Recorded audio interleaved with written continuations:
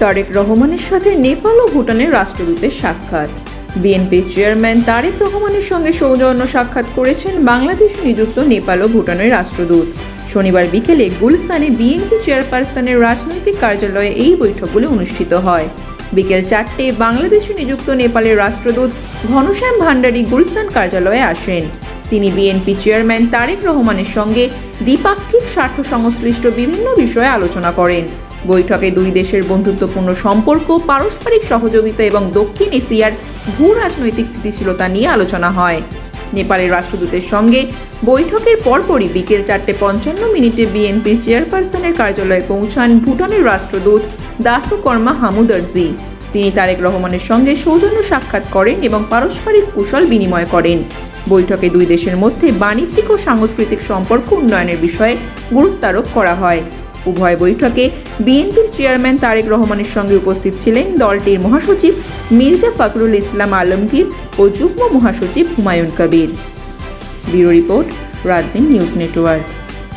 আপনারা জানেন আজকে বিএনপির চেয়ারম্যান সাহেব জনাব তারেক রহমান সাহেবের সাথে সাক্ষাৎ করেছেন ambassador to Nepal, ambassador to Bhutan ও judicial commissioner here in Dhaka. আজকে অত্যন্ত খোলামেলা পরিবেশে তিন দেশের রাষ্ট্রদূত তাদের সরকারের পক্ষে ওনার সাথে এক্সচেঞ্জ করেছেন ভিউজ এবং ওনার দেশে আসা বাংলাদেশ নিয়ে আগামী ভাবনা বিএনপি সরকার গঠন করলে ওনার ডেভেলপমেন্ট প্রোগ্রাম বিভিন্ন কর্মসূচি নিয়ে কথাবার্তা এক্সচেঞ্জ হয়েছে অত্যন্ত ভালো খোলামেলা অ্যাটমসফিয়ারে। আপনারা জানেন গতকালকেও গুরুত্বপূর্ণ একটা বৈঠকে উনি স্টেট রিপ্রেজেন্টেটিভের সাথে অ্যাম্বাসেডর বিয়ার সাথে তো ওনাকে ঘিরে স্বাভাবিকভাবে যেটা আমরা বলছি আগে যে একটা আন্তর্জাতিক মহলে আগ্রহ আছে 25 তারিখের ঐতিহাসিক রিটার্নের পরে ওনাকে ঘিরে মানে একটা এই আগ্রহের প্রেক্ষাপটেই মানে আপনার you are seeing exchanges between various ambassadors and commissioners here in Dhaka with the chairman, Tareq Rahman Sahib. So, in terms of এখানে আজকে শনিবার সাপ্তাহিক ছুটির দিন, সাপ্তাহিক ছুটির দিনও উনি মানে আগ্রহ দেখাচ্ছেন সাক্ষাৎ করার জন্য বিভিন্ন দেশের অ্যাম্বাসেডার, হাই কমিশনার এবং চেয়ারম্যান সাহেব আপনার সবকিছু বিবেচনা করে দেশের স্বার্থে আমরা যে দেশের সাথেই সম্পর্ক করবো আমাদের দেশের স্বার্থেই অনেক করবো এবং যেটা আমাদের মিউচুয়াল রেসপেক্ট, মিউচুয়াল ইন্টারেস্টকে বজায় রাখবে এক্ষেত্রেই করবো। তো এই মিউচুয়াল ইন্টারেস্ট দেশের স্বার্থকে প্রাধান্য দিয়ে এই এক্সচেঞ্জগুলো হচ্ছে এবং আমাদের রুটিন কাজের অংশ হিসাবেই অনেকগুলো হচ্ছে।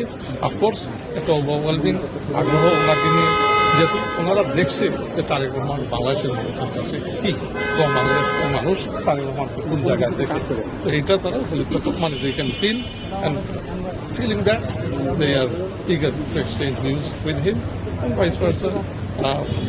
আমাদের চেয়ারম্যান সাহেব is very much cordial to meeting international diplomatic community here in Dhaka. Thank you.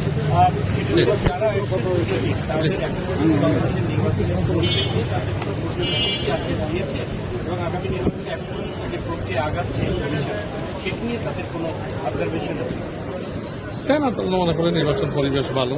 You তো ইতিমধ্যেই জানা, ইউ যে মিশন আসছে অবজারভার মিশন তারাও স্যাটিসফাইড মানে বলছে মানে একটা ভালো অ্যাটমসফিয়ার প্রিভেল করে ওখানে মানে সবাই আন্তরিক আছে যারা নির্বাচনের ক্ষেত্রে বাংলাদেশে নেক্সট মানে গণতান্ত্রিক নির্বাচন দেখতে চাই 12ই ফেব্রুয়ারি। আমরা একটা ট্রানজিশন পিরিয়ড এইটা মানে আমরা গত 15 বছর কাছে স্বৈর শাসককে যখন বাংলাদেশের আমাদের স্বৈর শাসককে বিতাড়িত করে তখন একটা ডেমোক্রেটিক ট্রানজিশনের দিকে যাচ্ছে 12ই ফেব্রুয়ারি। তো এই পরিবেশ নিয়ে very much they see it is a cordial atmosphere, people are excited about elections. তো সেই হিসাবে আজকে যারা আসছেন তাদেরও কোনো ডিফারেন্ট না নির্বাচন নিয়ে ওই রকম কোনো স্পেসিফিক আলোচনা হয়নি। এটা হচ্ছে ওনার ভাবনা, ওনার মানে ভিউ পয়েন্ট। উনি দুই দেশের মধ্যে বিভিন্ন দেশের সাথে কীভাবে সম্পর্ক উন্নয়ন করবেন তারও তাদের ভিউ দিচ্ছে, তারাও মানে বাংলাদেশের সাথে কীভাবে কাজ করতে চায় ওইগুলো নিয়েই আলাপ হচ্ছে।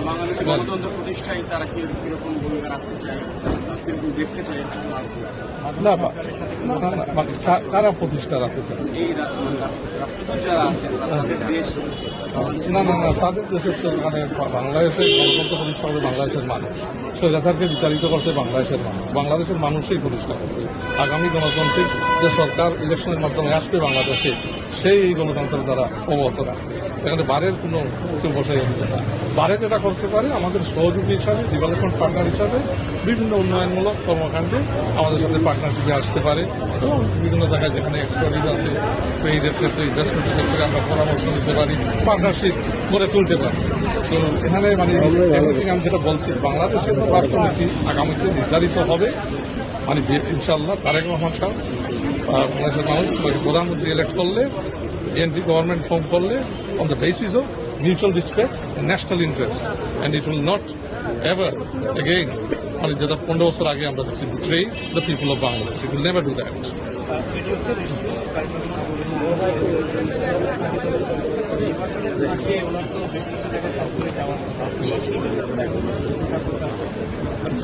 ওইগুলা পার্টি দিচ্ছে, দপ্তর থেকেও জানানো হয়েছে, আবার জানবেন নিশ্চয় মানে কিছুদিনের মধ্যেই তো শুরু করবেন, 21 তারিখ থেকেই তো ফর্মাল লঞ্চ এগুলো আপনারা জানবেন। Thank you.